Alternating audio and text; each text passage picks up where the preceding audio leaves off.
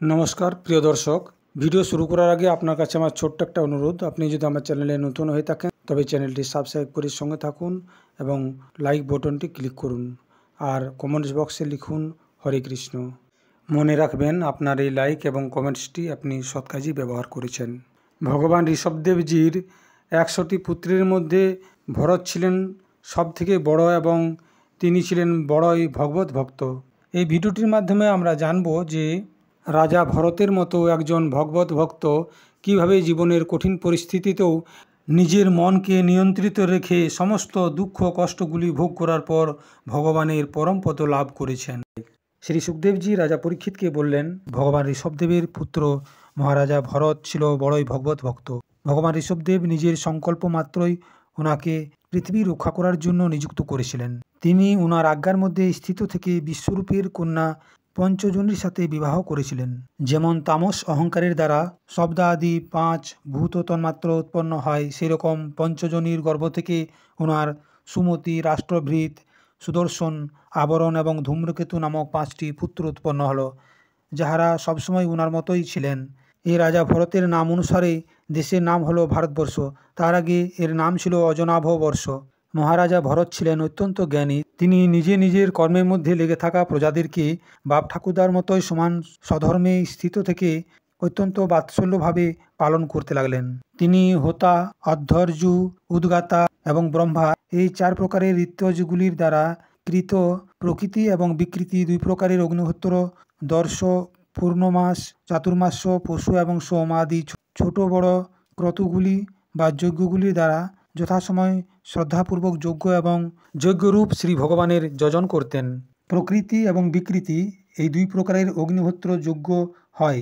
সম্পূর্ণ অঙ্গের দ্বারা যুক্ত যজ্ঞগুলোকে প্রকৃতি যজ্ঞ বলা হয় এবং যার মধ্যে সমস্ত অঙ্গ পূর্ণ হয় না সেরকম যজ্ঞগুলিকে বিকৃতি যজ্ঞ বলা হয়। এইভাবে অঙ্গ এবং ক্রিয়াগুলির সহিত আলাদা আলাদা যজ্ঞের অনুষ্ঠানের সময় যখন অধ্যর্যুগণ আহুতি দেওয়ার জন্য হবি হাতে নেয়, তখন যজমান ভরত সেই যজ্ঞকর্মের দ্বারা উৎপন্ন পুণ্যরূপ ফলকে যজ্ঞপুরুষ ভগবান বাসুদেবকে অর্পণ করে দিতেন। আসলে সেই পরব্রহ্মই ইন্দ্র আদি সমস্ত দেবতাগণের প্রকাশক, মন্ত্রের বাস্তবিক প্রতিপাদ্য তথা সেই দেবতাগণেরও নিয়ামক হওয়ার কারণে প্রধান কর্তা এবং প্রধান দেব হলেন তিনি। এইভাবে নিজের ভগবদ অর্পণ বুদ্ধিরূপ কুশলতার দ্বারা হৃদয়ে রাগ দেশ আদি মলগুলিকে মার্জন করতে করতে তিনি সূর্য আদি সমস্ত যজ্ঞ ভোক্তা দেবতাদেরও ভগবানের নেত্র আদি অব্যয়গুলির রূপের মধ্যে চিন্তন করতে থাকেন। এরকম শুদ্ধ কর্মগুলির দ্বারা ওনার হৃদয় শুদ্ধ হয়ে গেছে। তখন তিনি অন্তর্যামী রূপে বিরাজমান হৃদয় আকাশের মধ্যেই অভিব্যক্তকারী ব্রহ্মস্বরূপ এবং মহাপুরুষগণের লক্ষণের মধ্যে উপলব্ধিত ভগবান বাসুদেবেরই মধ্যে যাহা শ্রীবৎস, কৌস্তুভ, বনমালা, চক্র, শঙ্খ এবং গদা আদির দ্বারা সুশোভিত তথা নারদ আদি নিজ জনগণের হৃদয়ের মধ্যে চিত্রের মতো নিশ্চল ভাবের দ্বারা স্থিত থাকেন। ধীরে ধীরে সেই উৎকৃষ্ট ভক্তির বেগ উৎপন্ন হলো। এইভাবে 1 কোটি বছর পেরিয়ে যাওয়ার পর যখন বুঝতে পারলেন যে রাজ্য ভোগের প্রারব্ধ দুর্বল হয়ে গেল, তখন নিজের ভোগ করা বংশ পরম্পরাগত সম্পত্তিগুলিকে যথাযোগ্য পুত্রদের মধ্যে বন্টন করে দিলেন। তারপর তিনি নিজের সর্বসম্পত্তি সম্পন্ন রাজমহল থেকে বেরিয়ে হরিহর ক্ষেত্রের পুলহাশ্রমে চলে গেলেন। সেই পুলহাশ্রমে যে সমস্ত ভক্তগণ থাকতো তারা ভগবানের বড়ই বাৎসল্য ছিল। সেখানে চক্র নদী বা গণ্ডকী নদী নামে একটা প্রসিদ্ধ নদী রয়েছে। সেই নদীটি ঋষিগণের আশ্রমটিকে চারিদিক থেকে পবিত্র করে রেখেছে। সেই পুলহাশ্রমের উপবনে একান্ত স্থানে তিনি একাই অনেক প্রকারের পত্র, পুষ্প, তুলসী দল, জল এবং কন্দমূল, ফল আদির উপহারগুলির দ্বারা ভগবানের আরাধনা করতে লাগলেন। তার ফলে ওনার অন্তঃকরণ সমস্ত বিষয়াভিলাষাগুলির নিবৃত্তি হয়ে শান্ত হয়ে গেল আর ওনার পরম আনন্দ প্রাপ্ত হলো। এইভাবে যখন তিনি নিয়মপূর্বক ভগবানের পরিচর্যা করতে লাগলেন, তখন ওনার প্রেমের বেগ বেড়ে গেল, যার ফলে ওনার হৃদয় দ্রবীভূত হয়ে শান্ত হয়ে গেল। আনন্দের প্রবল বেগের দ্বারা শরীরে রোমাঞ্চ হতে লাগলো তথা উৎকণ্ঠার কারণে চোখগুলিতে প্রেমের আঁসু বইতে লাগলো, যার ফলে ওনার দৃষ্টি থেমে গেল। শেষে যখন নিজের প্রিয়তমের অরুণ চরণারবিন্দের ধ্যানের দ্বারা ভক্তিযোগের আবির্ভাব হলো, তখন পরমানন্দের হৃদয়রূপ গম্ভীর সরোবরের মধ্যে বুদ্ধি ডুবে যাওয়ার ফলে ওনার সেই নিয়মপূর্বক নিজের দ্বারা কৃত ভগবত পূজাগুলিও ভুলে গেলেন। এইভাবে তিনি সবসময় ভগবত সেবার নিয়মগুলির মধ্যেই তৎপর ছিলেন। শরীরে কালো হরিণের চামড়া ধারণ করেছিলেন তথা 3 বার স্নান করার ফলে শরীর ভিজে থাকছিল, তার জন্য ওনার চুলগুলি জটায় পরিণত হয়ে গিয়েছিল। তিনি জ্যোতির্ময় পরমপুরুষ ভগবান নারায়ণের আরাধনা করতে লাগলেন আর বলতে লাগলেন, ভগবান হলেন সূর্যের কর্মফলদায়ক তেজের চেয়েও অনেক উপরে। তিনি সংকল্পের দ্বারা এই জগতের উৎপত্তি করেছেন। তারপর সেই অন্তর্যামী রূপে এর দ্বারাই প্রবিষ্ট হয়ে নিজ চিত্ত শক্তি দ্বারা তো জীবগুলিকে রক্ষা করেন। আমরা সেই বুদ্ধি প্রবর্তক তেজেরই শরণ নিয়ে থাকি। শ্রী সুখদেবজি রাজা পরীক্ষিতকে বললেন, একবার ভরতজি গণ্ডকী নদীতে স্নান করার সময় নিত্য নৈমিত্তিক তথা শৌচ আদি অন্য আবশ্যক কর্মগুলি করার পর জপ করতে করতে 3 মুহূর্ত পর্যন্ত সেই নদীর ধারার পাশে বসে রইলেন। সেই সময় একটা গর্ভবতী হরিণ জলপান করার জন্য একাই সেই নদীর তীরে এলো। ঠিক সেই সময় একটা সিংহ সজোরে গর্জন করলো, আর সেই ভয়েই হরিণটির সেখানে প্রসব হয়ে গেল। শিশু হরিণটি নড়াচড়া করতে গিয়ে জলের মধ্যে পড়ে গেল। তখন মাতা হরিণ নিজের প্রাণ বাঁচার জন্য সেখান থেকে পাশের একটা গুফার মধ্যে লুকিয়ে পড়ল। এই সমস্ত কিছু রাজা ভরত নিজের চোখের সামনেই দেখলেন। তখন তিনি ধর্ম সংকটে পড়ে গেলেন। সেই শিশু হরিণটিকে না বাঁচালেও তার চলবে না। তখন সে কোনো রকমে সেই শিশু হরিণটিকে নিজের কাছে নিয়ে এলো। তিনি সেই বাচ্চাটিকে একটু সুস্থ করলেন, তারপর ভাবলেন তার মায়ের কাছে তাকে ফিরিয়ে দেব। তখন তিনি তার মায়ের কাছে ফিরিয়ে দেওয়ার জন্য গেলেন সেই গুফার কাছে, কিন্তু তিনি সেখানে গিয়ে দেখলেন সেই মাতা হরিণটি মারা গিয়েছে। এই সময় তিনি অনেক সমস্যায় পড়ে গেলেন। এই মাতৃহারা শিশুটিকে এখানে ফেলে দিলেও চলবে না, কারণ এখানে বিভিন্ন ধরনের হিংস্র পশুগুলি রয়েছে। তখন তিনি অনেক ভাবনা চিন্তা করার পর সেই শিশু হরিণটিকে সঙ্গে করে নিজের আশ্রমে নিয়ে এলেন। তিনি তার নিত্য নৈমিত্তিক কর্মগুলি ছেড়ে দিয়ে সেই শিশু হরিণটির খাওয়া থাকার ব্যবস্থা করতে ব্যস্ত হয়ে পড়লেন। এইভাবে ধীরে ধীরে সেই হরিণটির প্রতি ওনার প্রেম উৎপন্ন হলো, আর নিত্য নৈমিত্তিক কর্মগুলি ধীরে ধীরে কমতে শুরু হলো। এইভাবে কিছুদিনের মধ্যেই ওনার যম নিয়ম ভগবত পূজা আদি আবশ্যক কর্মগুলি এক এক করে ছাড়তে শেষে একেবারেই ছেড়ে ফেললেন। একদিন তিনি বসে বসে ভাবতে লাগলেন, এই মাতৃহারা হরিণ শিশুটি কালচক্রের বেগে নিজের দল থেকে, নিজের আত্মীয় স্বজন বন্ধু বান্ধব সব থেকে আলাদা হয়ে আমার শরণ নিয়েছে। এখন আমি তার মাতা পিতা বন্ধু ভাই তার সঙ্গী, আমি ছাড়া আর এর কেউ কোথাও নাই। আমি যদি একে ছেড়ে দিই তাহলে শরণাগতের প্রতি অন্যায় করা হবে, আর এটাও এক রকমের পাপ, সেটাও আমি জানি। সেই জন্য আমার উচিত একে ভালোভাবে লালন পালন পোষণ করা। নিশ্চয়ই শান্ত স্বভাব এবং দুটিরই রক্ষাকারী পরোপকারী সজ্জন ব্যক্তিরা এরকম শরণাগতদের রক্ষা করার জন্য নিজের বড় বড় স্বার্থগুলিকেও ত্যাগ করে।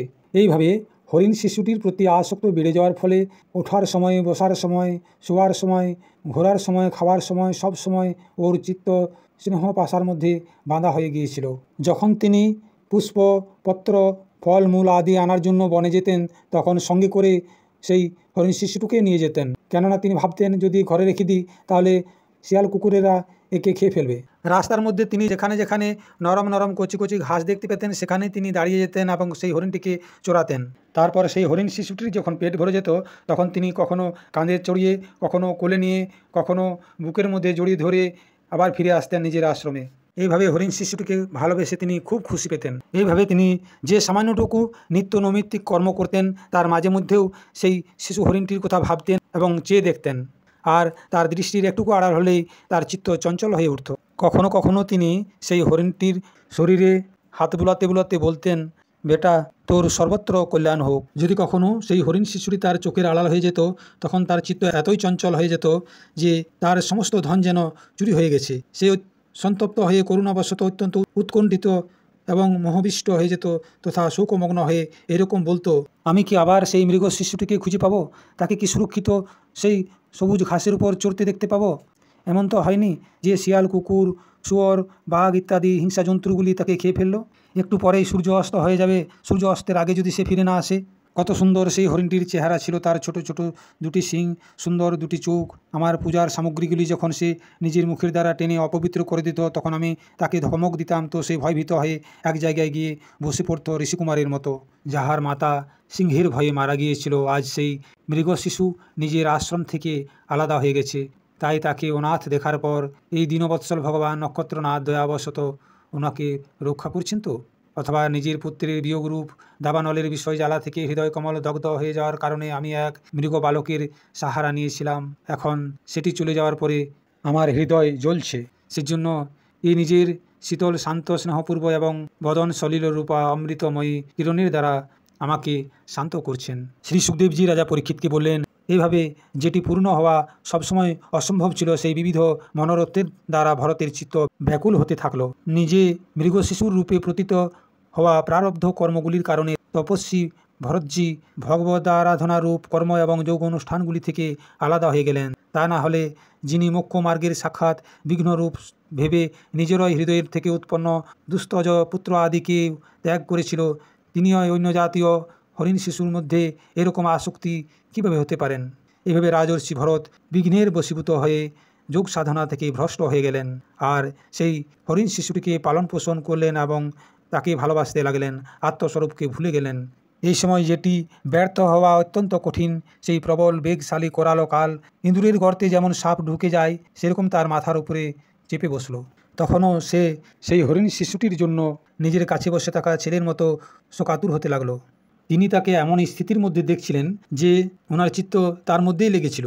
এইভাবে সেই হরিণের সাথে আসক্তি হওয়ার কারণে সেই হরিণের সাথেই তিনিও নিজের শরীর ত্যাগ করলেন।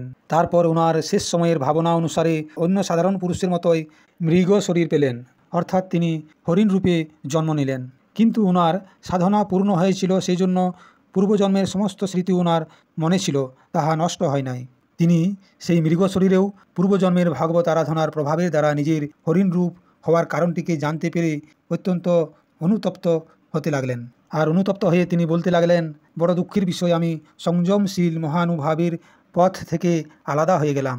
আমি তো ধৈর্যপূর্বক সমস্ত প্রকারের আসক্তিগুলিকে ত্যাগ করে একান্ত এবং পবিত্র একটা বনের মধ্যে আশ্রয় নিয়েছিলাম। সেখানে থাকতে থাকতে আমি আমার চিত্তকে সর্বভূতাত্মা শ্রী বাসুদেবের মধ্যে নিরন্তর তার গুণের শ্রবণ মনন কীর্তন করে প্রত্যেক মুহূর্তে ওনারই আরাধনা এবং শরণ আদির দ্বারা সফল করে স্থির ভাবের দ্বারা সম্পূর্ণভাবে লাগিয়ে দিয়েছিলাম।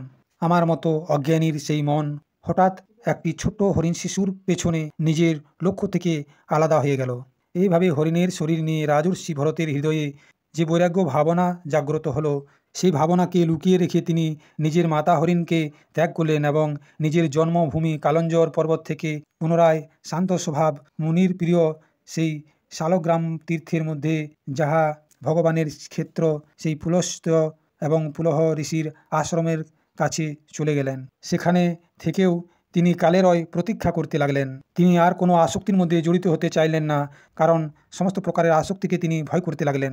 সেখানে একাই থাকতে থাকতে তিনি শুকনো পাতা ঘাস এবং ঝোপের মধ্যে জীবন নির্বাহ করতে করতে মৃগজনির প্রাপ্তিকারী প্রারব্ধের ক্ষয়ের অপেক্ষা করতে লাগলেন। শেষে তিনি নিজের শরীরের অর্ধেক ভাগ গণ্ডকীর জলে ডুবিয়ে রাখলেন, তারপর মৃগ শরীরকে ত্যাগ করলেন। শ্রী সুখদেবজি রাজা পরীক্ষিতকে বললেন, তিনি হরিণের শরীর ত্যাগ করার পর পুনরায় ব্রাহ্মণ কুলে জন্ম পেয়েছেন।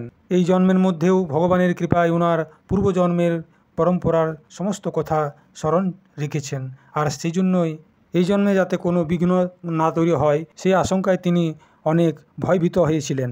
সবসময় যাহার শ্রবণ স্মরণ এবং গুণকীর্তন সমস্ত প্রকারের কর্মবন্ধনগুলিকে কেটে দেয়, শ্রী ভগবানের সেই যুগল চরণগুলিকেই হৃদয়ের মধ্যে ধারণ করে থাকতেন, তথা অন্যের দৃষ্টিতে নিজেকে পাগল মূর্খ অন্ধ এবং কালা সেজে থাকতেন। ওনার পিতা ওনাকে অনেক স্নেহ করতেন, সেজন্য ব্রাহ্মণেরা নিজের পাগল পুত্রকেও শাস্ত্র অনুসার সমাবর্তন পর্যন্ত বিবাহের পূর্বে যে সমস্ত সংস্কারগুলি করা হয়, সেই সমস্ত সংস্কারগুলির কথা ভেবে ওনার উপনয়ন সংস্কার করলেন। যদিও তিনি চাইছিলেন না, তবুও পিতার কর্তব্য হলো পুত্রকে শিক্ষা দেওয়া। এই শাস্ত্রবিধি অনুসারে তিনি ওনাকে শৌচ আচমন আদি আবশ্যক কর্মগুলিকে শিক্ষা দিলেন। কিন্তু ভরতজি তো পিতার সামনেই ওনার উপদেশের বিরুদ্ধ আচরণ করতে লাগছিলেন। পিতা চাইছিলেন যে বর্ষাকালে বেদ অধ্যয়ন আরম্ভ করা হোক, কিন্তু বসন্ত এবং গ্রীষ্ম ঋতুতে চৈত্র বৈশাখ জ্যৈষ্ঠ এবং আষাঢ়ে 4 মাস পর্যন্ত পড়াতে থাকার পরেও তিনি ব্যাহৃতি ও শিরোমন্ত্র প্রণবের সহিত ত্রিপদা গায়ত্রীও ঠিকভাবে মুখস্থ করাতে পারলেন না। এইরকম হওয়ার পরেও নিজের এই পুত্রের প্রতি ওনার আত্মার সমান অনুরাগ ছিল। সেই জন্য তাহার প্রবৃত্তি না হওয়ার পরেও পুত্রকে ঠিকভাবে শিক্ষা দেওয়া উচিত, এই অনুচিত আগ্রহ থেকে তাকে শৌচ, বেদোধ্যায়ন, ব্রত নিয়ম তথা গুরু আর অগ্নি সেবা আদি ব্রহ্মচর্যাশ্রমের আবশ্যক নিয়মগুলিকে শিক্ষা দিতেই থাকলেন। কিন্তু এত সব করার পরেও তিনি পুত্রকে সুশিক্ষিত করতে পারলেন না এবং নিজেও ভগবত ভজন রূপ নিজের মুখ্য কর্তব্যগুলি থেকে অসাবধান থেকে কেবল ঘরের কাজেই ব্যস্ত ছিলেন। আর কাল ভগবানের আক্রমণে একদিন তাহার মৃত্যু হয়ে গেল। সেই সময় ওনার ছোট মাও নিজের গর্ভে থেকে উৎপন্ন দুটি বালককেও তার সৎমায়ের উপর দায়িত্ব দিয়ে প্রতিলোকে চলে গেলেন। ভরতজির ভাইয়েরা কর্মকাণ্ডকে সবথেকে শ্রেষ্ঠ মনে করতেন, তাই ব্রহ্মজ্ঞান রূপ পরাবিদ্যা থেকে সবসময় অনভিজ্ঞ ছিলেন। সেই জন্য ওনারা ভরতজির প্রভাবকেও জানতে পারেননি। ওনারা তাকে সবসময় মূর্খই মনে করতেন। পিতার মৃত্যুর পর তার ভাইয়েরা ভরতজিকে লেখাপড়ার কাজ ছাড়িয়ে দিলেন। ভরতজি তো মান অপমানকে কিছু মনেই করতেন না। যখন সাধারণ মানুষ ওনাকে পশু, পাগল, মূর্খ অথবা কালা বলে ডাকত, তখন উনিও সেরকমই তাদের সাথে আচরণ করতেন। কেউ যদি উনাকে দিয়ে কোনো কাজ করাতে চাইতেন, তিনিও তাদের ইচ্ছা অনুসারে সেই কাজগুলি করে দিতেন। ভিখারির মতো তিনি যেটুকু খাবার পেতেন তাতেই সন্তুষ্ট হয়ে তিনি সেটাই খেয়ে নিতেন। কোনো কিছু কারণের দ্বারা উৎপন্ন না হওয়া স্বতঃসিদ্ধ কেবল জ্ঞানানন্দ স্বরূপ আত্মজ্ঞান ওনার প্রাপ্ত হয়ে গিয়েছিল। সেই জন্য শীতোষ্ণ, মান অপমান আদি দ্বন্দ্বগুলি থেকে উৎপন্ন সুখ দুঃখ আদির মধ্যে তিনি দেহাভিমান স্ফূর্তি করতেন না। তিনি শীত, গ্রীষ্ম, বর্ষা অথবা তুফানের সময় ষাঁড়ের মতো খালি গায়ে পড়ে থাকতেন। ওনার সমস্ত অঙ্গ হৃষ্টপুষ্ট এবং সুগঠিত ছিল। তিনি মাটির উপরেই পড়ে থাকতেন। কখনো তিনি শরীরের মধ্যে তেল আদি লাগাতেন না এবং কখনো স্নানও করতেন না। সেই জন্য ওনার শরীরে অনেক ময়লা জমে গিয়েছিল। ওনার ব্রহ্মতেজ ধুলায় ঢাকা হওয়া মূল্যবান মণির মতো লুকিয়েছিল। তিনি কোমরে শুধু একটা ময়লা কুচকানো ছোট কাপড় জড়িয়ে পড়ে রাখতেন। সেই জন্য অজ্ঞানী মানুষেরা তাকে অধম ব্রাহ্মণ বলে তিরস্কার করত। কিন্তু তিনি এইসব কথাগুলি চিন্তা না করে স্বচ্ছন্দে বিচরণ করে বেড়াতেন। অন্যের কাছে মজদুরি করে পেট পালতে দেখার পর যখন ওনার ভাইয়েরা ওনাকে ক্ষেতের আল ঠিক করার জন্য লাগিয়ে দিলেন, তখন তিনি সেই কাজটিও করতে লাগলেন। কিন্তু তার এটাও ধ্যান ছিল না যে সেই মাঠের আলটি উঁচু নিচু আছে না সমতল আছে, ছোট না বড়। তার ভাইয়েরা তাকে চালের কোনা অথবা সামান্য যেটুকু অন্ন দিত সেটাই সে অমৃতের মতো খেয়ে নিত। একবার সামন্ত শূদ্র জাতির একজন ডাকাতের সর্দার পুত্র কামনার ইচ্ছায় ভদ্রকালীর মানুষ বলি দেওয়ার জন্য সংকল্প করেছিল। যে পুরুষ পশুটি বলি দেওয়ার জন্য সে বেঁধে এনেছিল সেটি দৈববশত তার বাঁধন খুলে পালিয়ে গিয়েছিল। তাকে খোঁজার জন্য তার সেবকেরা চারিদিকে দৌড়তে লাগলো, কিন্তু রাতের অন্ধকারে অর্ধেক রাতে সময় কোথাও তাকে খুঁজে পেল না। ঠিক সেই সময় দৈবযোগে হঠাৎ তাদের দৃষ্টি পড়ল সেই অঙ্গিরস গোত্রীয় ব্রাহ্মণ কুমারের উপরে। হরিণ, শুয়োর আদি পশু থেকে ফসল রক্ষা করার জন্য সে ক্ষেতের আলের উপরে বিরাসনে বসেছিল। চোরেরা দেখল যে এই পশু তো খুব সুন্দর লক্ষণযুক্ত, এতে আমাদের স্বামীর কার্য অবশ্যই সিদ্ধ হয়ে যাবে। এই ভেবে তাদের মুখ খুব আনন্দে ভরে গেল আর তারা ওনাকে বেঁধে চণ্ডীমায়ের মন্দিরে নিয়ে গেল। সেই সময় চোরেরা নিজের পদ্ধতি অনুসারে বিধিপূর্বক ওনাকে অভিষেক এবং স্নান করার পর বস্ত্র পরিধান করালো এবং নানা প্রকারের আভূষণ, চন্দন, মালা, তিলক আদি দ্বারা বিভূষিত করে ভালোভাবে ভোজন করালো। তারপর ধূপ, দীপ, মালা, খিল, পাতা, অঙ্কুর এবং ফল আদি উপহার সামগ্রী সহিত বলিদানের বিধির গান, স্তুতি এবং মৃদঙ্গ, ঢোল আদির মহান শব্দ করতে করতে সেই পুরুষ পশুকে ভদ্রকালীর সামনে মাথা নিচু করে বসানো হলো। তারপর দস্যু রাজের পুরোহিত একজন সেই নরপশুর রক্তের দ্বারা দেবীকে তৃপ্ত করার জন্য দেবী মন্ত্রের দ্বারা অভিমন্ত্রিত এক তীক্ষ্ণ খড়গ উঠালো। চোরেদের স্বভাব তো রজগুণ তমগুণ ছিলই, ধনের নেশায় তাদের চিত্ত আরও উন্মত্ত হয়ে গেল। হিংসার মধ্যে তাদের স্বাভাবিক রুচি ছিল। এই সময় তো তারা ভগবানের অংশস্বরূপ ব্রাহ্মণ কুলের তিরস্কার করতে করতে স্বচ্ছন্দে কুপথকেই অবলম্বন করে চলছিল। সমস্ত শাস্ত্রে সর্বদা ব্রাহ্মণ হত্যা নিষেধ রয়েছে, তবুও সাক্ষাৎ ব্রহ্মভাবের প্রাপ্তকারী অহিংসক তথা সমস্ত প্রাণীদের সুহৃদয় এক ব্রহ্মর্ষি কুমারকে বলি দিতে চাইছিল। এই ভয়ঙ্কর কুকর্মটি দেখার পর দেবী ভদ্রকালী এক অতি দুঃসহ ব্রহ্ম তেজ রূপে প্রকট হলেন। অত্যন্ত অসহনশীলতা এবং ক্রোধের কারণে ওনার ভৌঁগুলি উপরে উঠে গিয়েছিল এবং বড় বড় লাল চোখগুলির কারণে ওনাকে ভয়ঙ্কর দেখাচ্ছিল। ওনার সেই বিকরাল চেহারা দেখার পর মনে হচ্ছিল তিনি এই সংসারকে সংহার করে দেবেন। দেবী ভদ্রকালী ভীষণ ক্রোধের দ্বারা অট্টহাস্য করলেন এবং তারপর লাফ দিয়ে অভিমন্ত্রিত সেই খড়গটির দ্বারা সেই সমস্ত পাপীদের মাথাগুলি কেটে দিলেন। আর তাদের গলা থেকে বেরোনো গরম গরম রক্তগুলি পান করতে করতে উন্মত্ত হয়ে সেই মাথাগুলি নিয়ে বলের মতো খেলতে লাগলেন। এই কথা সত্য যে কোনো মহাপুরুষের প্রতি যদি অত্যাচার করা হয় তাহলে সেই অত্যাচার রূপ অপরাধ তার নিজের উপরেই পড়ে। শ্রী সুখদেবজি বললেন, সাক্ষাৎ ভগবানয় ভদ্রকালী আদি ভিন্ন ভিন্ন রূপ ধারণ করে নিজের কালচক্ররূপ শ্রেষ্ঠ শস্ত্রের দ্বারা যাহার রক্ষা করেন, আর যিনি ভগবানের নির্ভয় কমল চরণগুলির আশ্রয় নিয়ে রাখেন, সেই ভগবত ভক্ত পরমহংসের জন্য নিজের মাথা কাটার সময় এসে গেলে পরেও কোনো প্রকারের ব্যাকুল হন না, এটা কোনো আশ্চর্যের কথা নয়। শ্রী সুখদেবজি রাজা পরীক্ষিতকে বললেন, একবার সিন্ধু সৌবীর দেশের রাজা রহুগণ পালকিতে চেপে যাচ্ছিলেন। যখন উনি ইক্ষুমতী নদীর কিনারে পৌঁছলেন তখন ওনার একজন পালকির কাহারের প্রয়োজন হলো। কাহারের খোঁজ করতে করতে ওনারা সেই জড়া ভরত অর্থাৎ ব্রাহ্মণ দেবতাকে খুঁজে পেলেন। ওনারা চিন্তা করলেন, এই মানুষটি হৃষ্টপুষ্ট এবং সুস্থ শরীর রয়েছে, সেজন্য এই লোকটি গাধার মতো ভালোভাবে পালকি বইতে পারবে। এই কথা ভেবে রাজা জোর করে ধরে এনে তাকে পালকি বোয়ার কাজে লাগিয়ে দিলেন। মহাত্মা ভরতজি যদিও কোনো প্রকারের এই কার্যের যোগ্য ছিল না, তবুও তিনি কোনো কিছু না বলে চুপচাপ পালকি বোয়ার কাজে লেগে গেলেন।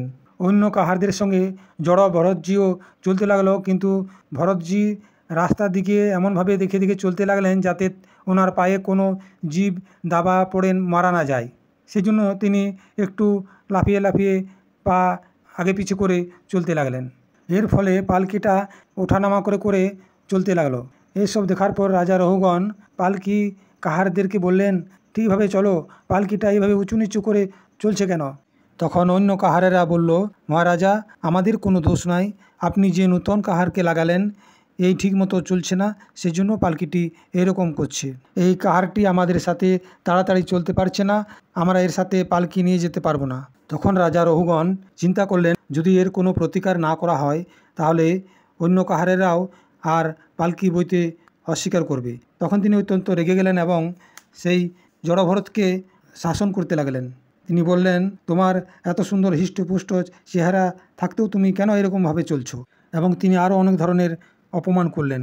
কিন্তু রাজা রহুগণের এইসব কথা শোনার পরেও জড়ভরতের মধ্যে কোনো প্রকারের প্রভাব পড়ল না। তিনি আগের মতোই চুপচাপ পালকি উঠিয়ে চলতে লাগলেন। তিনি এটাকে কোনো খারাপই মনে করলেন না, কেননা ওনার দৃষ্টিতে তো পঞ্চভূত, ইন্দ্রিয় এবং অন্তঃকরণের সংঘাত এই নিজের শেষ শরীর অবিদ্যারই কার্য ছিল। ওনার মধ্যে আমি আমার এরকম মিথ্যা অভ্যাস চিরকালের জন্য নিবৃত্ত হয়ে গিয়েছিল এবং তিনি ব্রহ্মরূপ হয়ে গিয়েছিলেন।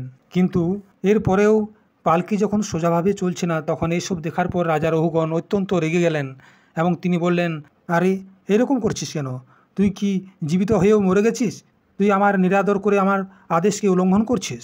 যেমন দণ্ডপাণি যমরাজ জনসমুদায়কে তাদের অপরাধের জন্য দণ্ড দিয়ে থাকে, সেরকম আমিও তোকে দণ্ড দেব, তখন তুই বুঝতে পারবি। রাজা রহুগণের রাজা হওয়ার অভিমান ছিল, সেই জন্য তিনি এইরকম আজে বাজে কথাগুলি বললেন। তিনি নিজেকে বড় পণ্ডিত মনে করতেন, তাই রজতমযুক্ত অভিমানের বশীভূত হয়ে তিনি ভগবানের অনন্য প্রীতিপাত্র ভক্তবর শ্রী ভরতজিকে তিরস্কার করলেন। তিনি ভরতজির সম্বন্ধে তো কিছু জানেন না, তাই হয়তো এরকম বললেন। ওনার এরকম কাঁচা বুদ্ধি দেখার পর জড় ভরতজি সম্পূর্ণ প্রাণীগণের সুহৃদয় এবং আত্মা ব্রহ্মভূত ব্রহ্মদেবতা একটু হাসলেন এবং কোনো প্রকারের অভিমান না করেই বললেন, হে রাজন, তুমি যা কিছু বললে সেটি যথার্থ, এতে তোমার কোনো ভুল নাই। যদি ভার নামের কোনো বস্তু আছে তাহলে সেটা যে বইতে পারে তার জন্যই, যদি কোনো পথ আছে তাহলে যে চলতে পারে তার জন্যই। এসবগুলি শরীরের জন্যই বলা হয়, আত্মার জন্যে কখনো নয়। যাহারা জ্ঞানীজন তাহারা এরকম কথা কখনো বলে না। স্থূলতা, কৃশতা, আধি, ব্যাধি, ক্ষিধা, তৃষ্ণা, ভয়, কলহ, ইচ্ছা, বৃদ্ধাবস্থা, নিদ্রা, প্রেম, ক্রোধ, অভিমান এবং শোক, এই সমস্ত ধর্ম দেহাভিমানকে নিয়েই উৎপন্নকারী জীবের মধ্যেই থাকে। আমার মধ্যে এর কোনো লেশ মাত্র নাই। আর তুমি যে বাঁচা মরার কথা বললে, সেটি যত প্রকারের বিকারী পদার্থ রয়েছে সেই সমস্ত নিয়মরূপের থেকেই এই দুটি কথা দেখা যায়। কেননা এই সমস্ত কিছুর আদি অন্ত আছে। যেখানে স্বামী সেবক ভাব স্থির হয়, সেখানে আজ্ঞা পালন আদির নিয়মও লাগু হতে পারে। তুমি রাজা এবং আমি প্রজা, এই প্রকারের ভেদ বুদ্ধির জন্যই আমাকে ব্যবহারে ছাড়া আর কোথাও সামান্য অবকাশ দেখা দেয় না। কিন্তু পরমার্থ দৃষ্টিতে যদি দেখো, তাহলে কে স্বামী আর কে সেবক সেটা পরিষ্কার বুঝতে পারবে। তবুও হে রাজন, তোমার মধ্যে যদি স্বামিত্বের অভিমান আছে, তাহলে বলো আমি তোমার কি সেবা করব? আমি মত্ত, উন্মত্ত এবং জড়ের মতো নিজের মধ্যেই স্থিত রয়েছি। আমি বাস্তবে যদি জড় এবং প্রমাদী, তাহলে আমাকে শিক্ষা দেওয়া মানে কোনো পিসাই করা বস্তুকে পুনরায় পিসাই করার মতো ব্যর্থ হয়ে যাবে। শ্রী সুখদেবজি বললেন, জড়ভরত যথার্থ তত্ত্বের উপদেশ করতে করতে এসব বলার পর মৌন হয়ে গেলেন। ওনার দেহাত্ম বুদ্ধির হেতুভূত অজ্ঞান নিবৃত্তি হয়ে গিয়েছিল, সেজন্য তিনি পরম শান্ত হয়ে গিয়েছিলেন। অতএব এসব বলার পর ভোগ দ্বারা প্রারব্ধ ক্ষয় করার জন্য তিনি পুনরায় আগের মতোই পালকিকে কাঁধে নিয়ে চলতে লাগলেন। তখন সিন্ধু সৌবীরের রাজা রহুগণও নিজের উত্তম শ্রদ্ধার কারণে তত্ত্ব জিজ্ঞাসার পুরা অধিকারী ছিলেন। যখন তিনি সেই দ্বিজশ্রেষ্ঠের অনেক রকমের যোগ গ্রন্থগুলির সমর্থিত এবং হৃদয়ের গ্রন্থিকে ছেদনকারী এই বাক্যগুলি শুনলেন, তখন তিনি তৎকাল সেই পালকি থেকে নামলেন। ওনার রাজাভাব দূর হয়ে গেল এবং তিনি ওনার চরণে মাথা রেখে নিজের অপরাধ ক্ষমা চাইলেন। এরকম বললেন, হে দেব, আপনি দ্বিজদের চিহ্ন যজ্ঞোপবীত ধারণ করে রেখেছেন। আপনি বলুন, এরকম প্রচ্ছন্নভাবে বিচরণকারী আপনি কে? আপনি কি দত্তাত্রেয় আদি অবধূত গুণের মধ্যে কেউ? আপনি কাহার পুত্র? আপনার জন্ম কোথায় হয়েছে এবং এখানে কেন আপনি এসেছেন? যদি আপনি আমাদের কল্যাণ করার জন্য এসেছেন, তাহলে আপনি কি সাক্ষাৎ শতমূর্তি ভগবান কপিলজি? আমি ইন্দ্রের বজ্রকে ভয় করি না, মহাদেবজির ত্রিশূলকে ভয় করি না, আর না যমরাজের দণ্ডকে ভয় করি। আমি অগ্নি, সূর্য, চন্দ্র, বায়ু এবং কুবেরের অস্ত্রশস্ত্রকেও ভয় করি না, কিন্তু আমি ব্রাহ্মণ কুলের অপমানকে অনেক ভয় করি। অতএব কৃপা করে আপনি বলুন, এরকম নিজের বিজ্ঞান এবং শক্তিকে লুকিয়ে মূর্খের মতো বিচরণকারী আপনি কে? আপনি তো সমস্ত প্রকারের বিষয় ভোগগুলি থেকে অনাসক্ত রয়েছেন।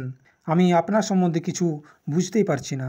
আপনার যোগযুক্ত বাক্যগুলির বুদ্ধি দ্বারা আলোচনা করার পরও আমার সন্দেহ দূর হচ্ছে না।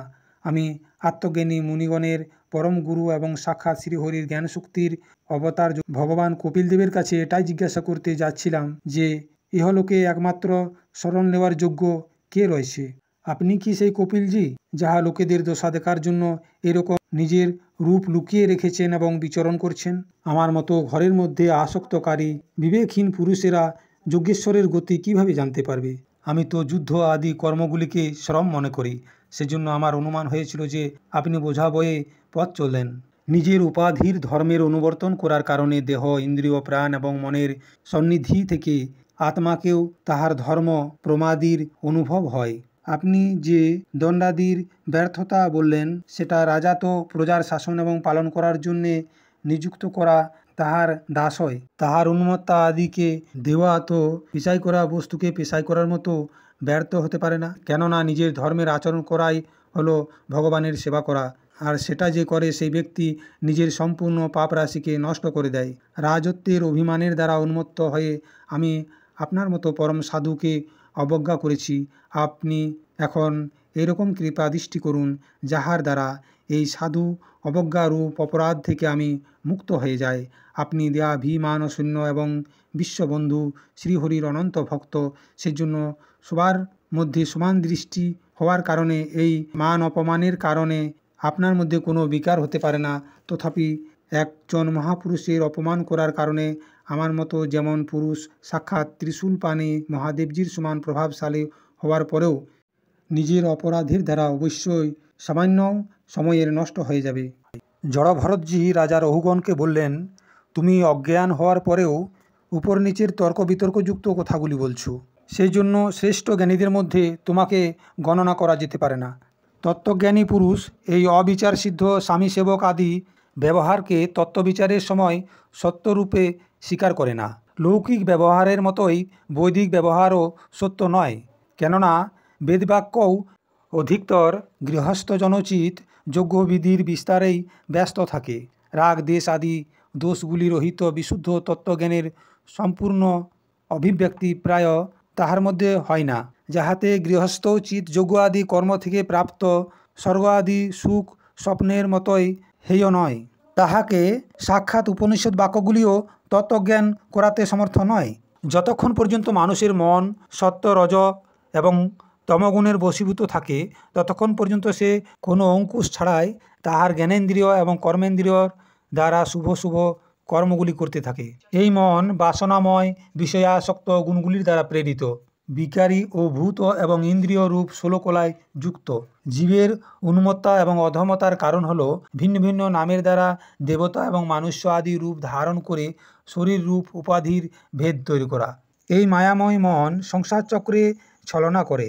এই মনই নিজের দেহের অভিমানী জীবের সাথে মিলে তাহাকে কালচক্রের দ্বারা প্রাপ্ত সুখ দুঃখ এবং তার চেয়েও অতিরিক্ত মোহরূপ অবশ্যম্ভাবী ফলগুলির অভিব্যক্তি করতে থাকে। যতক্ষণ পর্যন্ত এই মন বিরাজমান থাকে, ততক্ষণ জাগ্রত এবং স্বপ্ন অবস্থায় ব্যবহার প্রকাশিত হয়ে জীবের দৃশ্য তৈরি করে। সেই জন্য পণ্ডিত ব্যক্তিরা মনকেই ত্রিগুণময় অধম সংসারের এবং গুণাতীত পরমোৎকৃষ্ট মোক্ষপদের কারণ বলে থাকে। বিষয়াসক্ত মন জীবকে সংসার সংকটে ফেলে দেয়। বিষয়হীন হওয়ার পর সেই মনই শান্তিময় মোক্ষপদ প্রাপ্ত করায়। যেমন ঘি দিয়ে জ্বালানো প্রদীপ থেকে ধোঁয়াযুক্ত শিখা তৈরি হয়, আবার ঘি শেষ হয়ে যাওয়ার পর সেটি সেই অগ্নির মধ্যেই লীন হয়ে যায়, সেই রকম বিষয় এবং কর্ম থেকে আসক্ত হওয়া মন বিভিন্ন ধরনের বৃত্তিগুলির আশ্রয় নিয়ে থাকে, আর সেখান থেকে মুক্ত হয়ে যাওয়ার পর সে নিজের তত্ত্বের মধ্যে লীন হয়ে যায়। 5টি কর্মেন্দ্রিয়, 5টি জ্ঞানেন্দ্রিয় এবং 1টি অহংকার, এই 11টি হলো মনের বৃত্তি তথা 5 প্রকারের কর্ম, 5 তন্মাত্রা আর 1 শরীর। এই 11টি হলো তাহার আধারভূত বিষয়। গন্ধ, রূপ, স্পর্শ, রস ও শব্দ, এই 5টি হলো জ্ঞানেন্দ্রিয়ের বিষয়। মল ত্যাগ, সম্ভোগ, গমন, ভাষণ এবং নেওয়া দেওয়া আদি ব্যবসা, এই 5টি হলো কর্মেন্দ্রিয়ের বিষয় তথা শরীরের আমার ভাব উৎপন্ন হওয়া হলো অহংকারের বিষয়। কিছু কিছু মানুষ অহংকারকে মনের 12তম বৃত্তি এবং তাহার আশ্রয়কারী শরীরকে 12তম বিষয় মনে করে। মনের এই 11টি বৃত্তিগুলি দ্রব্য, স্বভাব, সংস্কার, কর্ম এবং কালির দ্বারা শত শত হাজার হাজার কোটি কোটি ভেদের উৎপন্ন করে, কিন্তু এর সত্তা ক্ষেত্রজ্ঞ আত্মার সত্তাতেই রয়েছে। এরকম হওয়ার পরেও মনের সাথে ক্ষেত্রজ্ঞের কোনো সম্বন্ধ থাকে না। এটা হলো জীবেরই মায়া নির্মিত উপাধি। এই মন অধিকাংশই সংসার বন্ধনে বেঁধে অবিশুদ্ধ কর্মের মধ্যেই প্রবৃত্ত থাকে। মনের এই বৃত্তিগুলি জাগ্রত এবং স্বপ্নের সময় প্রকট হয়ে যায় আর সুষুপ্তির মধ্যে লুকিয়ে যায়। জাগ্রত এবং স্বপ্ন এই দুটি অবস্থার মধ্যেই ক্ষেত্রজ্ঞ যাহা বিশুদ্ধ চিন্মাত্র মনের এই বৃত্তিগুলি সাক্ষীরূপে দেখা দেয়। এই ক্ষেত্রজ্ঞ পরমাত্মা সর্বব্যাপক, জগতের আদিকারক, পরিপূর্ণ, অপরোক্ষ, স্বয়ংপ্রকাশ, অজন্মা, ব্রহ্মাদিরও নিয়ন্তা, আর নিজের অধীনে থাকা মায়ার দ্বারা সবার অন্তঃকরণের মধ্যে থেকে জীবকেও প্রেরিতকারী সমস্ত ভূতগুলির আশ্রয়রূপ ভগবান বাসুদেবই। যেমন বায়ু সম্পূর্ণ স্থাবর জঙ্গম প্রাণগুলির মধ্যে প্রাণরূপে প্রবিষ্ট হয়ে তাকে প্রেরিত করে, সেই রকম সেই পরমেশ্বর ভগবান বাসুদেবই সর্বসাক্ষী আত্মস্বরূপের দ্বারা এই সম্পূর্ণ প্রপঞ্চের মধ্যে ওতপ্রোত রয়েছেন।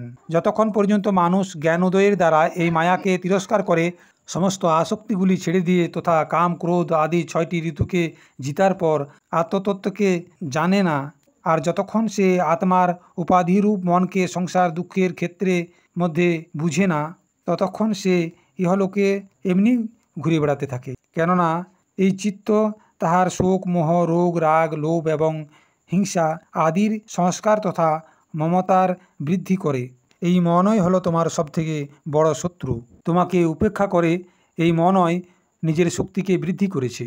এই মন তোমার আত্মস্বরূপকে আচ্ছাদিত করে রেখেছে। সেই জন্য তুমি সাবধানপূর্বক শ্রীগুরু এবং শ্রীহরির চরণের উপাসনার অস্ত্রের দ্বারা একে মেরে ফেলো।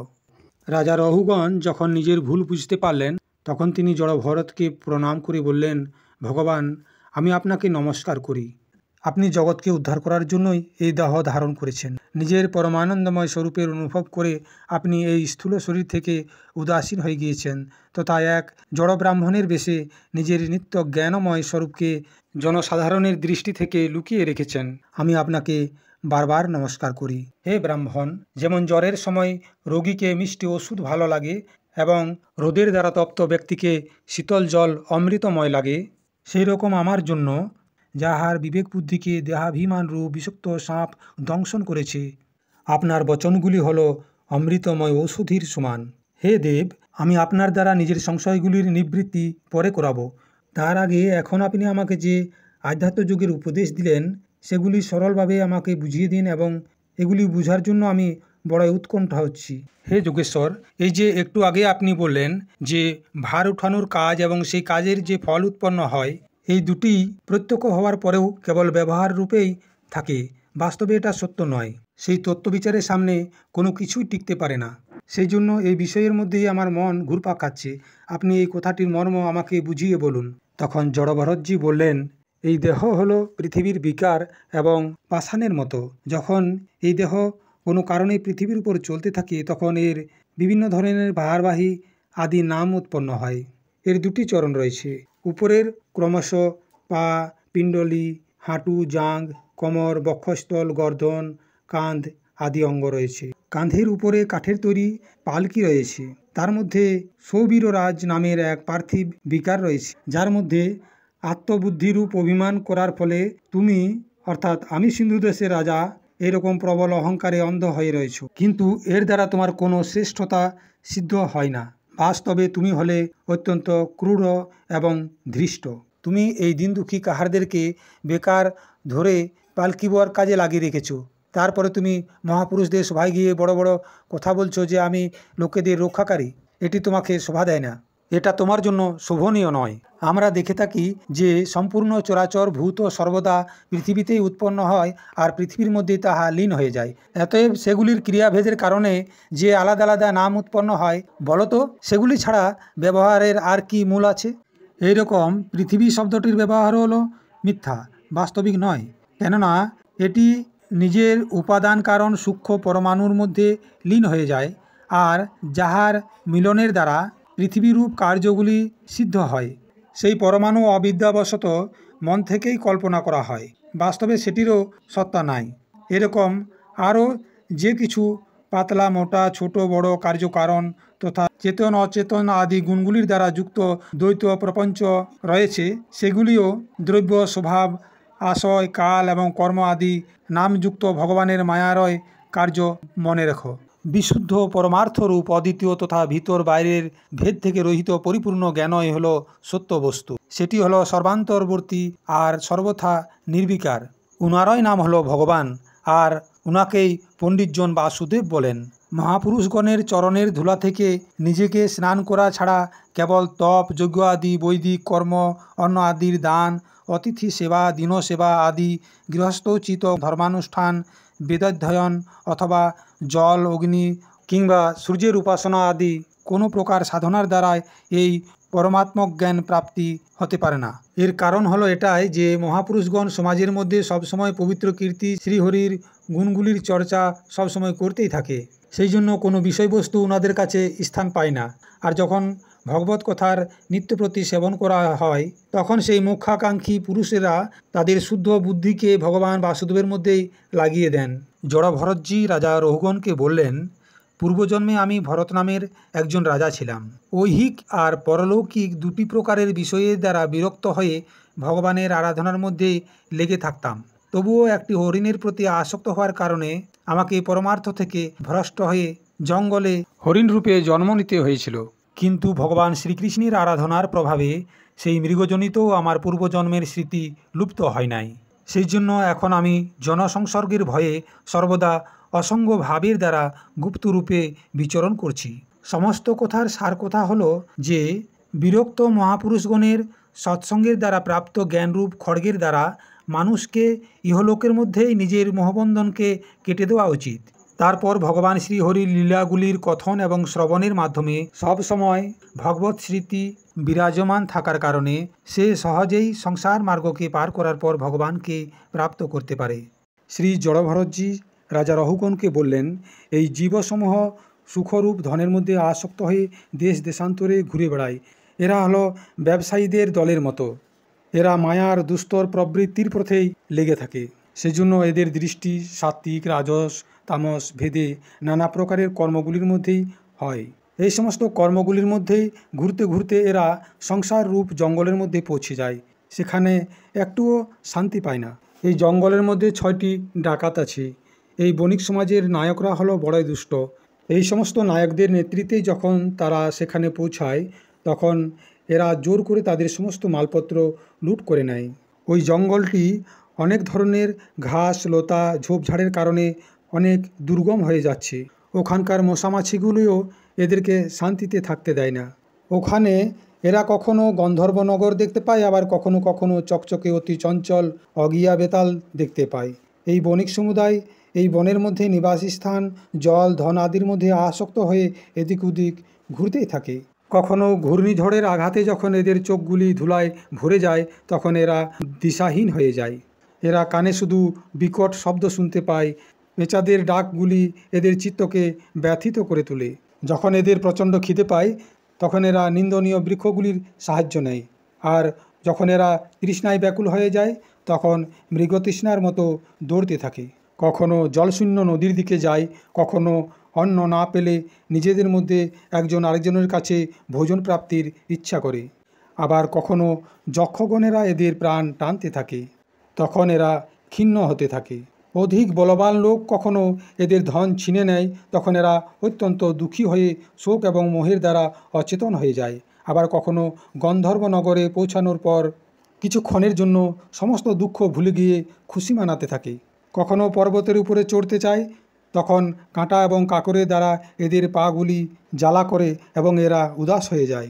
কুটুম্ব আদি অনেক বেড়ে যায় আর পেট পালনের সাধন থাকে না, তখন খিদের জ্বালায় সন্তপ্ত হয়ে নিজের বন্ধুবান্ধবদের প্রতি অসন্তুষ্ট হতে থাকে। কখনো অজগর সাপের শিকার হয়ে বনের মধ্যে মোড়ার মতো পড়ে থাকে। কখনো অন্য বিষাক্ত জন্তু এদেরকে কাটতে থাকে, তখন সেই বিষের প্রভাবে অন্ধ হয়ে এরা অন্ধ কুয়ার মধ্যে পড়ে যায় আর ঘোর দুঃখময় অন্ধকারের মধ্যে বেহুশ হয়ে পড়ে থাকে। কখনো মধু খুঁজতে থাকে, তখন মৌমাছিরা এদের নাকের হুল ফুটিয়ে দেয় আর এদের সমস্ত অভিমান নষ্ট হয়ে যায়। যদি অনেক কষ্ট করার পর সেই মধু পেয়েও যায়, তখন অন্য লোক জোর করে সেটি চুরি করে নেয়। কখনো কখনো শীত, গ্রীষ্ম, আঁধি, তুফান, বর্ষা ইত্যাদি থেকে নিজেদেরকে রক্ষা করতে অসমর্থ হয়ে যায়। যদি কখনো নিজেদের মধ্যে সামান্য ব্যবসা করে, তখন ধনের লোভে অন্যকে ধোঁকা দিয়ে তার সাথে শত্রুতা উৎপন্ন করে। কখনো কখনো এই সংসার বনের মধ্যে এদের ধন নষ্ট হয়ে যায়, তখন এদের কাছে শয্যা, আসন, থাকার জন্য স্থান এবং বিভিন্ন আসবাবপত্র এসব কিছুই থাকে না। তখন অন্যের কাছে চাইতে থাকে। চাওয়ার পরেও অন্যের কাছ থেকে যখন তার অভিলাষিত বস্তুটি পায় না, তখন পরের বস্তুগুলির উপর অনুচিত দৃষ্টি রাখার কারণে বড়ই তিরস্কার সহ্য করতে হয়। এইভাবে ব্যবহারিক সম্বন্ধের কারণে একজনের সাথে আরেকজনের শত্রুতা ভাব বেড়ে যাওয়ার পরেও ওই বণিক সমুদায় নিজেদের মধ্যে বিবাহ আদি সম্বন্ধগুলি স্থাপিত করে আর পুনরায় সেই পথে বিভিন্ন ধরনের কষ্ট এবং ধনক্ষয় আদি সংকটগুলিকে ভোগ করতে করতে মৃতের মতো হয়ে যায়। সাথীদের মধ্যে যে যেখানে মৃত্যুর মুখে পতিত হয়, তাকে সেইখানেই সেই অবস্থায় ছেড়ে দিয়ে নূতন উৎপন্ন সাথীর সাথে ওই পথেই আগে অগ্রসর হতে থাকে। এদের মধ্যে কোনো প্রাণী না আজ পর্যন্ত ফিরে এসেছে, না ওই সংকটপূর্ণ পথ পেরিয়ে পরমানন্দময় যোগের শরণ নিয়েছে। যিনারা বড় বড় দিকপালগুলিকে জিতে নিয়েছে, সেই বীর ধীর পুরুষরাও পৃথিবীতে এটা আমার ওটা আমার এরকম অভিমান করে নিজেদের মধ্যে হিংসা উৎপন্ন করে সংগ্রাম ভূমির মধ্যে ভোগ করছে। তবুও ওনাদের ভগবান বিষ্ণুর সেই অবিনাশী পদ প্রাপ্ত হয় না, যেটি একমাত্র বিবাদহীন পরমহংসগণেরই প্রাপ্ত হয়। এই ভোবাটবিতে ঘুরে বেড়ানো এই বণিকের দল কখনো কোনো লতার ডালের মধ্যে আশ্রয় নেয় আর তার উপরে স্থিত মধুর ভাসী পাখিদের মোহে ফেসে যায়। কখনো সিংহ সমূহদের ভয়ে বক, কাক, শকুনি ইত্যাদির প্রতি প্রীতি উৎপন্ন করে। যখন তাদের কাছ থেকে ধোঁকা খায়, তখন হংসদের দলে প্রবেশ করতে চায়, কিন্তু তাদের আচার আচরণটা তাদের ভালো লাগে না। সেই জন্য বানরদের সাথে মিলেমিশে জাতিস্বভাবের অনুসারে দাম্পত্য সুখে রত থাকে আর বিষয়ভোগের দ্বারা ইন্দ্রিয়গুলিকে তৃপ্ত করতে থাকে এবং একজন অন্যজনের মুখ দেখতে দেখতে নিজের আয়ুর অবধিটাকেও ভুলে যায়। সেখানে বৃক্ষের মধ্যে আনন্দ করতে করতে পুত্র স্ত্রীর স্নেহ পাশাতে বাঁধা হয়ে যায়। ইহাতে মৈথুনের বাসনা এতটাই বেড়ে যায় যে বিভিন্ন ধরনের দুর্ব্যবহারের দ্বারা দিন হওয়ার পরেও বিবশ হয়ে নিজের বন্ধনকে ছাড়তে সাহস করে না।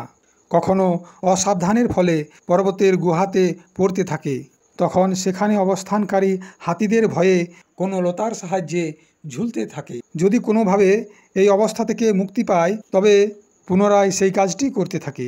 যে মানুষ মায়ার প্রেরণায় একবার এই পথে পৌঁছে যায় সে ঘুরতে ফিরতে শেষ পর্যন্ত নিজের পরম পুরুষার্থকেও জানতে পারে না।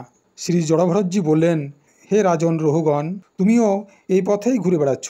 সেজন্য এখন থেকে প্রজাদের দণ্ড দেওয়ার কার্য ছেড়ে দিয়ে সমস্ত প্রাণীদের সুহৃদয় হয়ে যাও আর বিষয়গুলি থেকে অনাসক্ত হয়ে ভগবত ভাবের দ্বারা তীক্ষ্ণ জ্ঞানরূপ খড়গ নিয়ে এই পথ থেকে পার হয়ে যাও।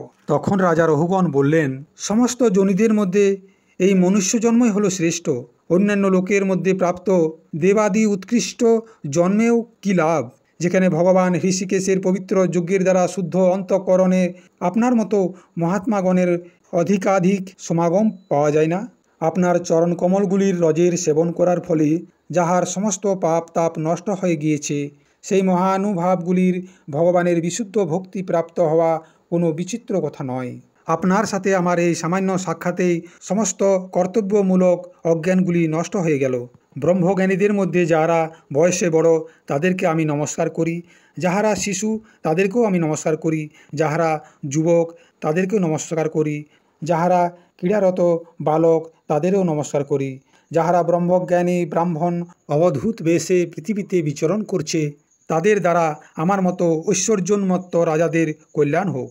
শ্রী সুখদেবজি রাজা পরীক্ষিতকে বললেন, এইভাবে সেই পরম প্রভাবশালী ব্রহ্মর্ষিপুত্র নিজের অপমানকারী সিন্ধু নরেশ রহুগণকেও অত্যন্ত করুণাবশত আত্মতত্ত্বের উপদেশ দিলেন। তখন রাজা রহুগণ দীনভাবে উনার চরণগুলির বন্দনা করলেন। তারপর তিনি পরিপূর্ণ সমুদ্রের মতো শান্তচিত্ত এবং উপরতেন্দ্রিয় হয়ে পৃথিবীর উপর বিচরণ করতে লাগলেন। উনার সাক্ষাতের ফলে পরমাত্ম তত্ত্বের জ্ঞান পেয়ে সৌরবীরপতি রহুগণও অন্তঃকরণে অবিদ্যাবশত আরোপিত দেহাত্মবুদ্ধিকে ত্যাগ করলেন। যাহারা ভগবত আশ্রিত অনন্য ভক্তদের আশ্রয় নিয়ে থাকে তাদের এরকমই প্রভাব উৎপন্ন হয়, তাদের কাছে অবিদ্যার কোনো স্থান থাকে না। তখন রাজা পরীক্ষিত বললেন, মহাভাগবত মুনিশ্রেষ্ঠ, আপনি পরম বিদ্বান। আপনি রূপকাদির দ্বারা অপ্রত্যক্ষ রূপে জীবেদের যে রকম সংসার রূপ পথের বর্ণনা করলেন সেই বিষয়ের কল্পনা বিবেকী পুরুষের বুদ্ধিতেই হয়, সেটি অল্প বুদ্ধিযুক্ত পুরুষেরা সহজে বুঝতে পারে না। অতএব আপনার কাছে আমার এটাই প্রার্থনা, এই দুর্বোধ বিষয়টি আরও সহজভাবে বুঝিয়ে বলুন। তখন জড়ভরতজি রাজা রহুগণকে বললেন, সংসার জীবন কেবল আনন্দ নয়, বরং বিপদ ব্যথা ও বাধার সঙ্গে পরিপূর্ণ। জীব যদি তার নিজের শরীরকে আত্মারূপে ধরে নেয় তাহলে সে এই বনের মধ্যে যাতায়াত করতে বাধ্য হয় নানা বিপদ এবং পরীক্ষার মধ্য দিয়ে।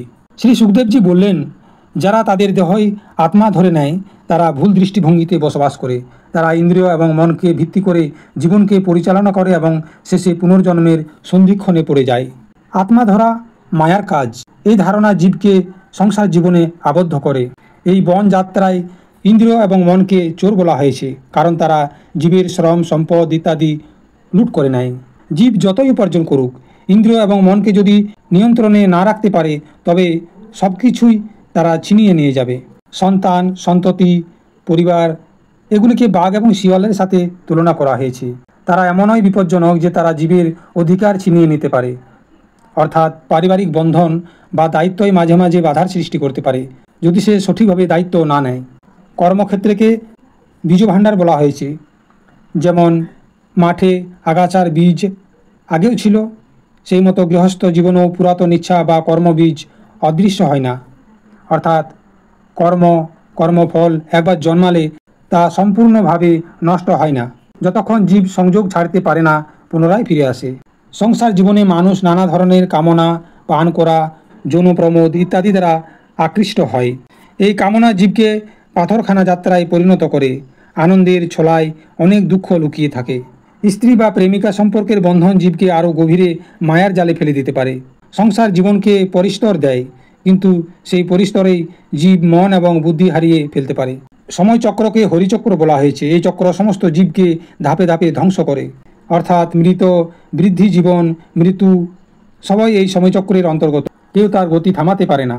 জীব যখন মৃত্যুর ভয় পায়, তখন অনেকেই এমন দেব বা রাক্ষসকে আশ্রয় করে যারা বাস্তব নয়, তারা মিথ্যে। মায়া জালে এই মিথ্যা দেবতা দ্রুতই নিরর্থক প্রমাণিত হয়। মায়ার জগৎ একটি কঠিন বন। বিশ্বজীবনকে বন হিসাবে উপমা দেওয়া হয়েছে, যেখানে বিপদ, মোহ, ব্যাধি, অনিশ্চয়তা সর্বত্র। দেহরা আত্মা নয়। দেহকে আত্মারূপে ধারণ করলে জীব সংসার জালের নিষ্পত্তিতে পড়তে বাধ্য। ইন্দ্রিয় এবং মনকে নিয়ন্ত্রণ করতে হবে। তারা জীবের সমস্ত অর্জন ছিনিয়ে নিতে পারে যদি তাদের নিয়ন্ত্রণে না নেওয়া হয়। কর্ম এবং ইচ্ছার বীজ, পুরাতন ইচ্ছা বা কর্ম একবার জন্মালে তা মুছে যায় না। যতক্ষণ চেতনা মুক্ত না হয় আবার ফিরে আসে। সংসার জীবকে আবদ্ধও করতে পারে যদি সেই সংসারকে উদ্দেশ্যবিহীনভাবে প্রেম বন্ধনে দেখা যায়। সময় এবং মৃত্যুর অপরিহার্যতা। সময়চক্র বা হরিচক্র কাউকে ছাড়ে না। মৃত্যু, যাওয়া আসা সকলই অটল। মায়ার ভয় ও সম্ভাবনায় মানুষ নকল রক্ষককে অনুসরণ করতে পারে, যা শেষ পর্যন্ত বৃথা প্রমাণিত হয়। তাই শুধু ভক্তি এবং ত্যাগেই মুক্তি। এই সমস্ত শোনার পর রাজা রঘুগণ ভূমিষ্ঠ হয়ে জড়ভরতকে প্রণাম করলেন এবং সংসারের সমস্ত বিষয় আশয় বা বাসনাগুলি ত্যাগ করে পার্ষদ হয়ে পৃথিবীতে বিচরণ করতে লাগলেন। শ্রী ভরতজিও ব্রাহ্মণ শরীরের প্রারব্ধকে শেষ করার পর ভগবান শ্রীহরির পরমপদ লাভ করলেন। শ্রী সুখদেবজি বললেন, রাজা ভরতের পুত্রের নাম ছিল সুমতি। তিনি ভগবান ঋষভদেবজির পথকে অনুসরণ করেছিলেন। সুমতির স্ত্রী বৃদ্ধসেনার গর্ভ থেকে দেবতাজিৎ নামের একটি পুত্র উৎপন্ন হয়েছিল। দেবতাজিতের স্ত্রীর নাম ছিল অসুরী। এই অসুরীর গর্ভ থেকে দেবতাজিতের একটি পুত্র জন্ম হয়েছিল, তার নাম ছিল দেবদ্যুম্ন। দেবদ্যুম্নের স্ত্রীর নাম ছিল ধেনুমতি। এই ধেনুমতির গর্ভ থেকে দেবদ্যুম্নের একটি পুত্র জন্ম হয়েছিল, তার নাম হলো পরমেষ্ঠী। পরমেষ্ঠীর স্ত্রীর নাম ছিল সুবর্চলা। এই সুবর্চলার গর্ভ থেকে পরমেষ্ঠীর একটি পুত্র জন্ম হয়েছিল, তার নাম ছিল প্রতিহ। এই প্রতিহ অন্য পুরুষগণদেরকে আত্মবিদ্যার উপদেশ দিয়েছিলেন এবং স্বয়ং শুদ্ধচিত্ত হয়ে পরম পুরুষ শ্রীনারায়ণের সাক্ষাৎ অনুভব করেছিলেন। প্রতিহর স্ত্রীর নামও ছিল সুবর্চলা। এই সুবর্চলার গর্ভ থেকে প্রতিহর 3টি পুত্র জন্ম হয়েছিল। এদের নাম হলো প্রতিহর্তা, প্রস্তুতা এবং উদ্গাতা। এদের মধ্যে প্রতিহর্তার স্ত্রীর নাম ছিল স্তুতি। এই স্তুতির গর্ভ থেকে প্রতিহর্তার 2টি পুত্র জন্ম হয়েছিল। এদের নাম হলো অজ এবং ভূমা। এদের মধ্যে ভূমার স্ত্রীর নাম ছিল ঋষিকুল্যা। এই ঋষিকুল্যার গর্ভ থেকে ভূমার একটি পুত্র হয়েছিল, যার নাম হলো উদ্গীথ। এই উদ্গীথর স্ত্রীর নাম ছিল দেবকুল্যা।